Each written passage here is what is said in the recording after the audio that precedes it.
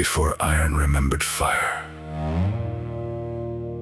before rivers discovered gravity, before names gathered around frightened things and called them truth, there was pressure. Not good, not evil. Only possibility compressed so completely that existence itself began searching for somewhere to unfold. Every cathedral, every forest, every nervous system, every collapsing star is still finishing that first sentence.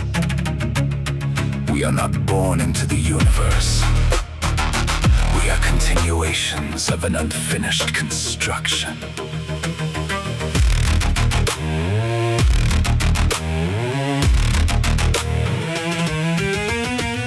Some people enter a room enters me. Before a voice reaches air, before an eye decides where to look, before a smile convinces itself to exist. The architecture has already begun speaking. Floors remember weight, walls archive arguments, glass carries fingerprints long after hands have forgotten themselves. Pressure has a language, most never learn its alphabet. I grew up inside its grammar. Silence wasn't empty, silence was giving testimony. The world keeps insisting that reality begins where sight finally arrives, but sight is always late. Everything important has already happened inside the invisible weather. I don't walk between worlds. The worlds reorganize around resonance. Stone remembers the mountain, steel remembers the furnace. The bell remembers every hand that never believed it could sing. Memory isn't stored, memory becomes structure, and every structure is still deciding what kind of future it will allow to echo. The furnace never promised comfort, it promised accuracy. Every betrayal removed another impurity. Every unanswered prayer machined another surface flat. Every grief became another instrument, precise enough to measure what affection alone could never reveal. Gold does not apologize for surviving fire, neither does the blade. Strength is rarely added, most often it is everything unnecessary. Finally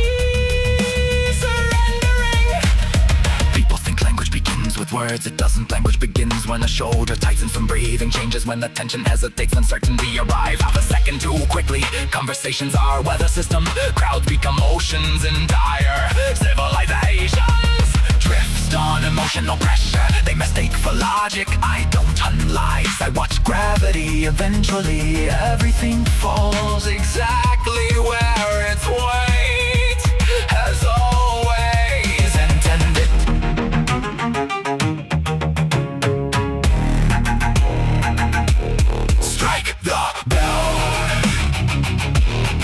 The furnace answer. Strike the furnace. Hear the mountain answer. Strike the mountain.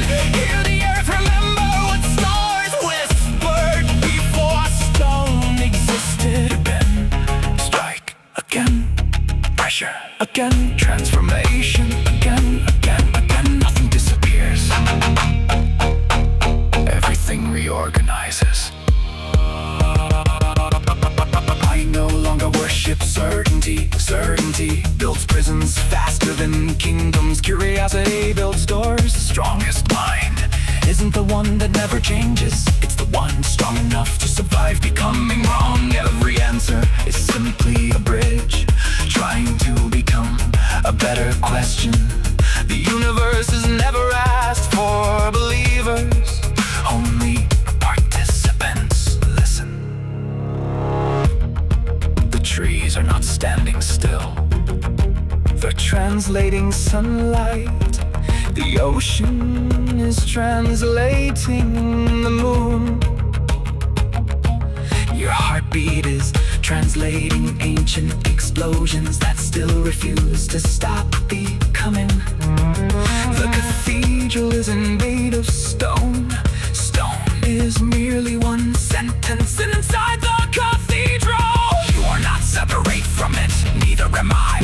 unfinished architecture, learning how consciousness supports its own ceiling. I don't need another throne. Thrones eventually forget who built them. I don't need another prophecy. Tomorrow is already composing itself. I don't seek power. Power without understanding collapses into noise. I seek alignment, the quiet precision where intention and structure, memory and courage become the same movement. Because every bell already carries the shape of its casting. Every tree already contains a memory of the forest. Every soul already echoes the fires that taught it how to endure. And when the final silence rolls across the last cathedral that will not ask what we believed, it will ask what did we become. After every furnace, every fracture, every unanswered question, every impossible beginning and every impossible ending had finished forging our name. Until then, I remain another piece of the architecture, still learning the law that even silence obeys.